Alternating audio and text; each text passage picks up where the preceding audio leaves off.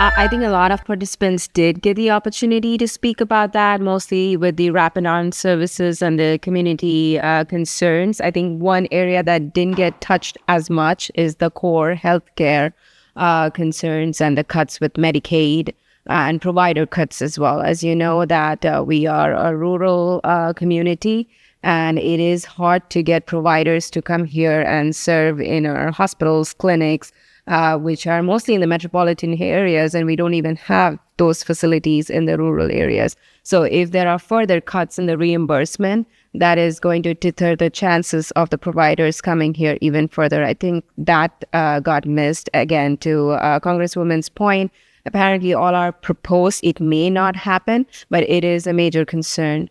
Along with that, the Medicaid cuts that have been proposed, that is huge. We already have a good percentage of uninsured and Medicaid population that are not completely getting served with the federally qualified healthcare centers and the safety net clinics that we have currently. So should that cuts go in, the capacity to serve a huger population will be a burden on these facilities to begin with. So those are some of the points that couldn't get addressed here because of lack of time, but I'm sure there'll be opportunities to speak to representatives about it.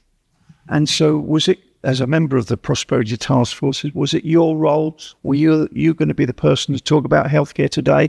And if so, what were your points going to be? Right. So yes, I do lead the medical division of the Hidalgo County Prosperity Task Force and consider myself the voice of all our department members.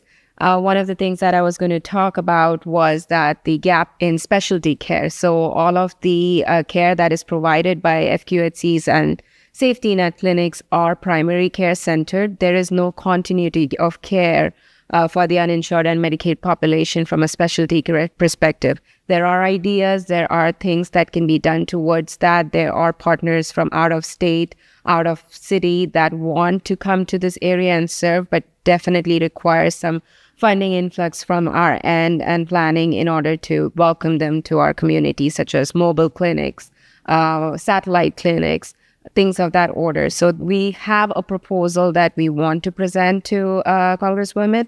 So again, we'll be getting in touch with the office for that. Along with that, there is a lot of need for pharmacy and also dialysis and services of that sort for managing chronic conditions. So these are only going to build up if any of the cuts go through, because all of those factors, the food, the transportation, the childcare, everything affects the wholesome health of a person. When the Congresswoman responded to the various remarks and concerns, was she well received? Do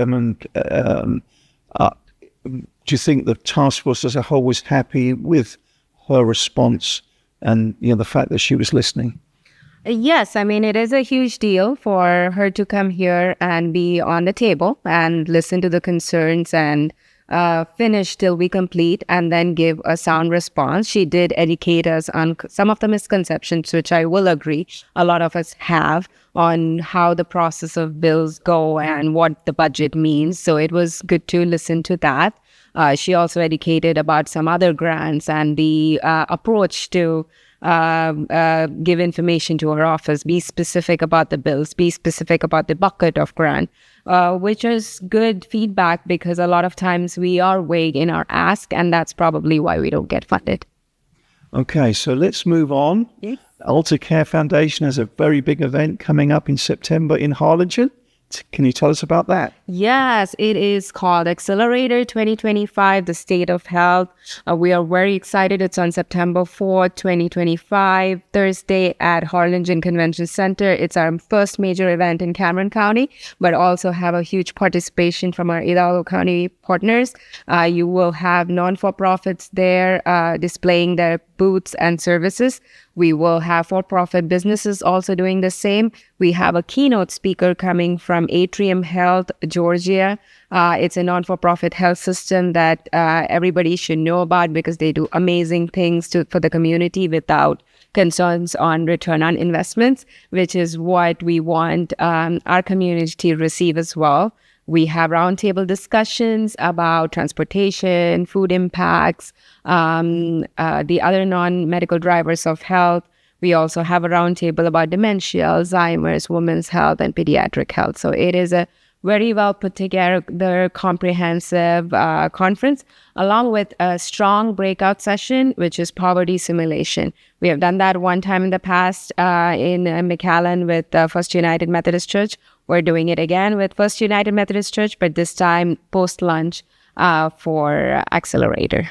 Who do you hope the audience will be? Who do you want to show up for the conference? Yeah, so this is for, honestly, everyone, but to list them, if you are in the government sector, this is for you. You are in healthcare, this is for you. You're in education, this is for you. You are in services related to children and pediatrics, this is for you. You are a faith-based leader, this is for you. You are a business and your business is serving the community, then this is for you. And educational institutions, this is for you.